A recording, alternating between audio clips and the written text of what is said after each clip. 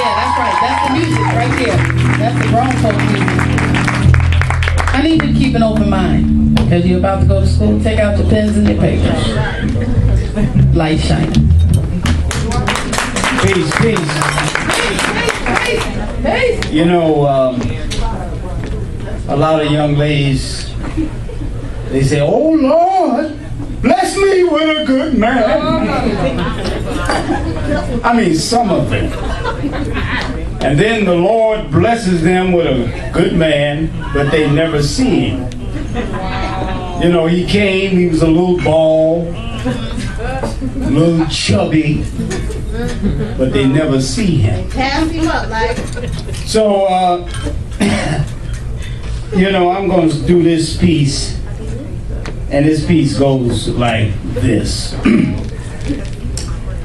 As Pharaoh decreed, slaughter the male child of each household. Listen to this shit, y'all. Oedipus has a relationship with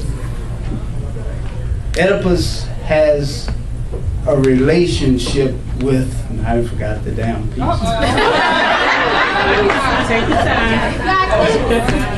Well, anyway, Oedipus has a relationship with Eros.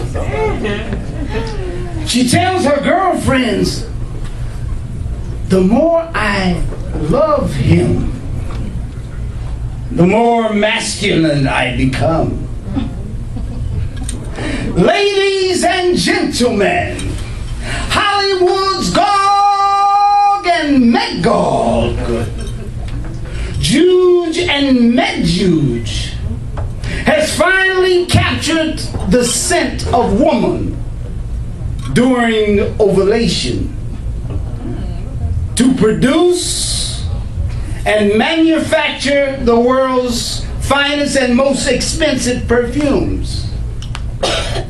But wait, this vulgar soothsayer, this devil, your secret lover, has also created the new woman for the new society, the new millennium. Sex as recreation, not procreation, and a smaller population. Have you seen her yesterday, today, at home, at school, at the sororities, at the coffee shops? Have you seen her, the G.I. Jane wannabe? At her most defining moments, at her most triumphant moments, after she has lifted weights at Powerhouse, shaved the hair from her head in some instances. She proves she is superior to man, most academically and physically.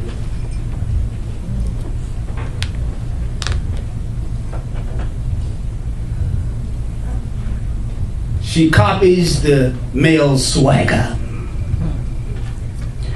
Baseball cap turned backward, breasts taped down, loose jeans, baggy tees, serious facial expressions. Have you seen her?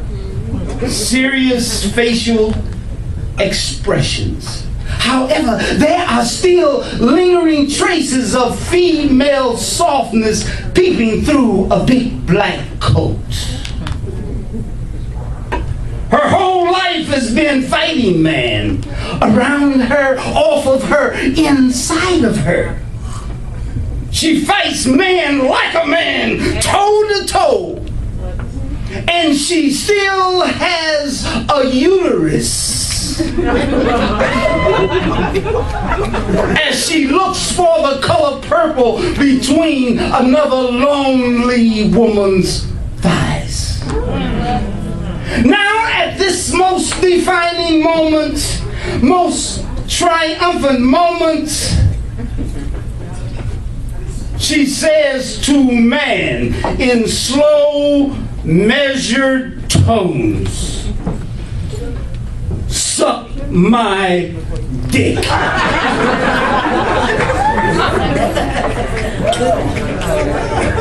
Suddenly and miraculously, she looks just like her abuser who stole her innocence as a little girl. But Jane's metamorphism was the key to her existence, the key to her very survival. By these romantic misogynists that confuses exits with entrances. Men with pectoral muscles big as a vagina, Ginsburg would say.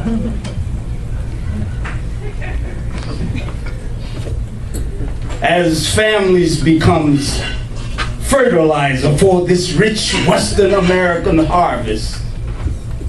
Him say he wanna be Michael Jackson Black or T.S. Eliot White. Embouchure on the horn of a brass mushroom, and men were once proud, like mountains that humbled themselves. The classrooms are now empty at mother's feet, where she used to teach. The souls of her sons and daughters fall from her lap, snatched up by vultures and cockatrices, carried off by the wind. That's that piece.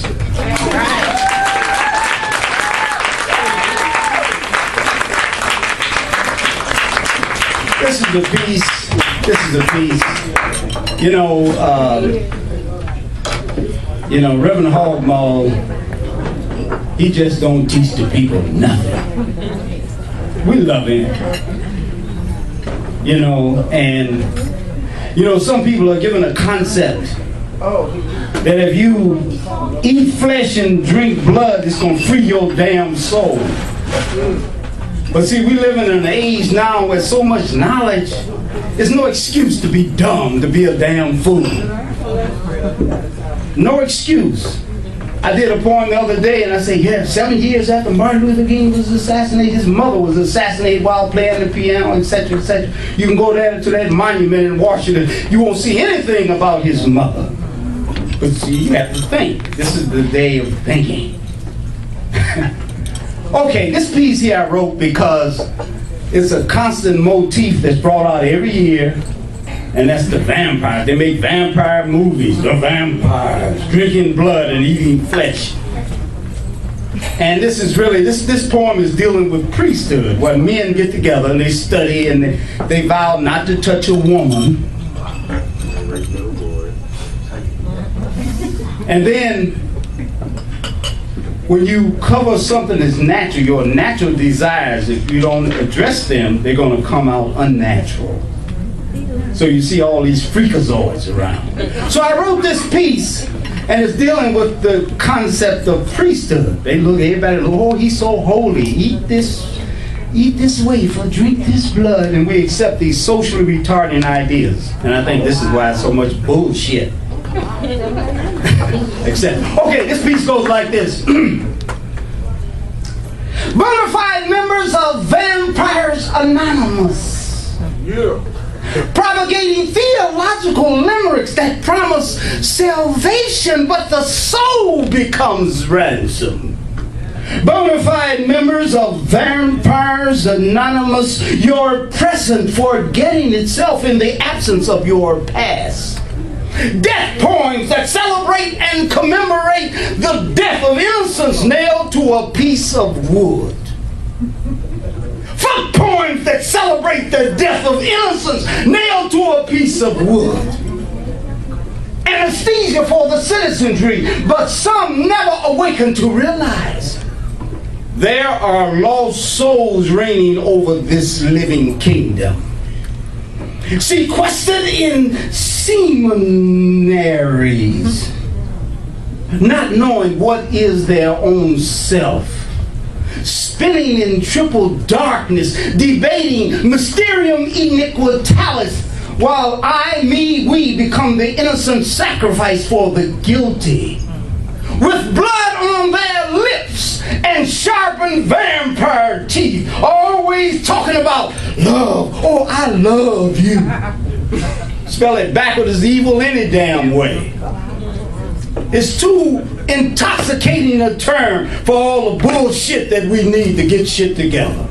Get it off your chest. Love is this is no emotional tirade. Love is supposed to be something to take place below the waist. And most of us, when we think of love, we think of naked white folks pissing in public, shooting bow and arrows and shit. Dispensing love without logic. Drunkenness without wine to those whose life is under the direct supervision of yo and yo. Telling all the grassroots people that flesh is sinful. Castrated in their skulls, fettered appetites, giving new meaning to the words booty calling.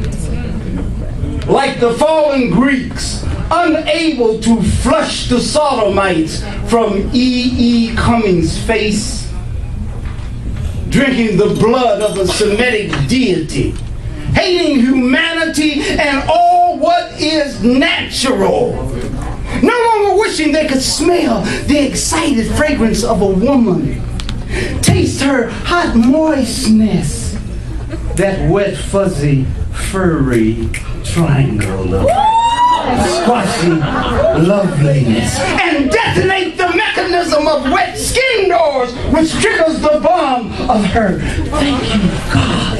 Vampires lying on God and woman's nature, trying to justify the darkness of priesthood. Watch out. Trying to usurp the sovereignty of your mind. Even some of the women around here got pussy on their damn breath. Trying to usurp the sovereignty of your mind. Blame the serpent. Blame the serpent, not the woman. It makes more sense to blame the serpent, not the damn woman. Look over there. There's a damaged vagina kneeling between a stranger's thighs, negotiating vigorously for her dignity. Tomorrow she would write erotic love letters to herself about her good pussy, contemplating suicide. Summon your soul into action. Connect the organs. Work a miracle. Reclaim the world that you thought belongs to someone else. Time to get in step, folks. Truth is waiting. Look out, world. Greatness is coming. Love the world because you are part of it. Praise knowledge only when it is applied. Control all that you have and become rich. Shine brightness for dead humanity. Vampires flee the scene when the light is turned on, so do roaches. Look how dedicated and committed roaches are. You moved yesterday and they wrote down your damn address. Pray to the originator of all creation to free you from useless knowledge and empty rituals. See, the knowledge is in the ritual. When you find where the knowledge is, you can discard the symbolic references. Hooked up on symbolism, broke, got all kind of degrees on the wall. Then your children won't be wondering who John Galt is or the Sahunina. If Ayn Rand could recommend Greenspan to Nixon, surely she could tell you who provided the milk in her mother's big white Ashkenazi breast she nursed on as a baby. Everything is creation. Every damn thing is creation. You cannot nail God to a piece of wood, eat his flesh, and drink the blood of his murder to free your damn soul. And if somebody came up to you and said, I'm going to nail both of your hands down, well, you won't be able to use your hands like other people. You'll curse me out, but then you'll go to church on Sunday and see those pictures up on those walls, and you know I'm telling you the truth. Blood is the river we were all created of, not to drink from. Thank you. That's that piece.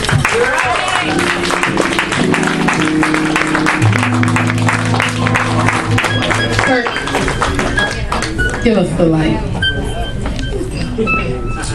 J-Tain in the building! Yes, he is.